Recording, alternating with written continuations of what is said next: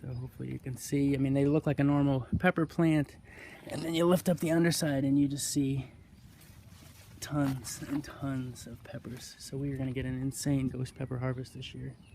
And these in the middle are chocolate scorpions, and the plants are thriving, but not really much in the way of flowers or fruits. And in the back corner we have a couple Carolina Reapers that are staying fairly small, but that corner of the garden doesn't necessarily get that much sun.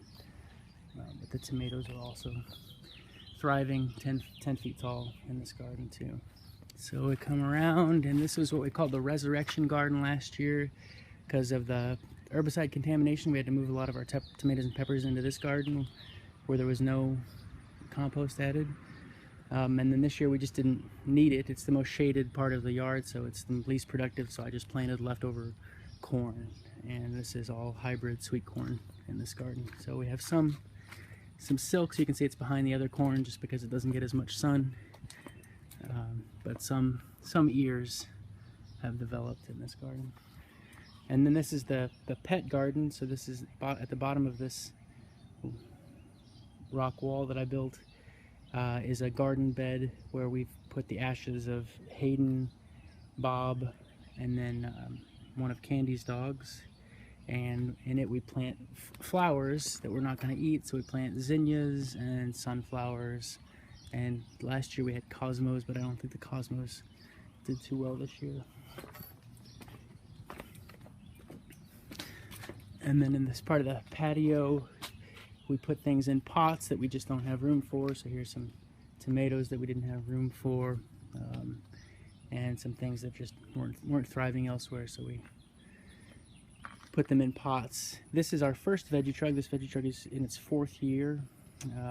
And it has cabbage and kale in it, and eggplant. And so usually our cabbage and kale just get decimated by cabbage moths. So you can see some cabbage moth damage there.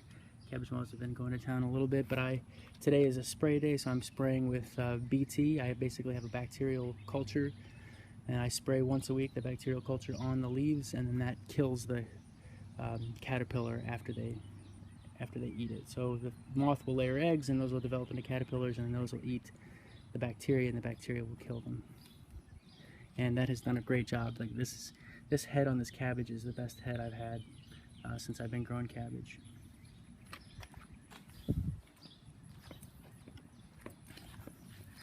So this is our backyard deer protector. This is Kojo. Kojo is a cloth coyote, and we move Kojo around the yard, and he does a great job of keeping the deer out. So the deer basically approach the yard, see the outline of what looks like a dog, and then they just stay away. If we leave him in one spot for too long, then he becomes ineffective and the deer will still come in. We have everything caged mostly, but what the deer will do is they'll just reach their snouts into those cages and they'll rip out tomatoes. But as long as we've got Kojo moving around, they don't seem to bother things too much. So this is our second veggie trug. This one is only a couple years old. It's much more shaded than the other one. So in some ways that's good because things don't get burnt out. In other ways, they just grow more slowly. So in this end, I have some collard greens, some purple cabbage, some sweet banana peppers, some kale, and some other cabbage. And they're all doing fine. I spray all these as well with BT. And this end is nasturtium, so Callie likes to eat nasturtium flowers. So this is one nasturtium plant that basically will just take over and go crazy. You can see that the nasturtium plant from last year is growing underneath the veggie trug, so even over winter. And then we have on the deck some decorative flowers and some additional peppers and tomatoes that we just didn't have room for. So this is a container that has 3 separate peppers in it. It's got a white habanero, which is a small white fruit. It's got a Thai hot pepper, which is a small red fruit. And then it's got a Phileas blue pepper, which is all the purple peppers that you see. So they start purple, and then they turn that bright red that you see. And then after they're bright red, they will turn white, and then they will turn blue, like a deep blueberry blue. So we don't have any that have gotten the blueberry blue stage. But the idea is once it's all mature, we should have red, white, and blue peppers, and we were hoping to have that for 4th of July, but it didn't quite make it. So some more tomatoes, some basil, some mint, another Phileas blue, more basil, and then a tomato plant.